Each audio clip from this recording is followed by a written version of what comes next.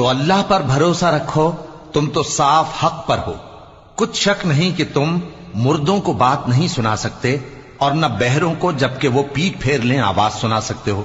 اور نہ اندھوں کو گمراہی سے نکال کر رستہ دکھا سکتے ہو۔ تم تو انہی کو سنا سکتے ہو جو ہماری آیتوں پر ایمان لاتے ہیں، پھر وہ فرما بردار ہو جاتے ہیں، اور جب ان کے بارے میں عذاب کا وعدہ پورا ہوگا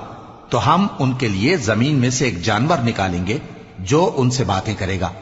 یہ ہم اس لیے کریں گے کہ لوگ ہماری آیتوں پر ایمان نہیں لاتے تھے، اور جس روز ہم ہر امت میں سے ایک بڑے گروہ کو جمع کریں گے جو ہماری آیتوں کی تکذیب کرتے تھے، پھر ان کی جماعت بندی کی جائے گی، یہاں تک کہ جب سب آ جائیں گے تو اللہ فرمائے گا کہ کیا تم نے میری آیتوں کو جھٹلا دیا تھا،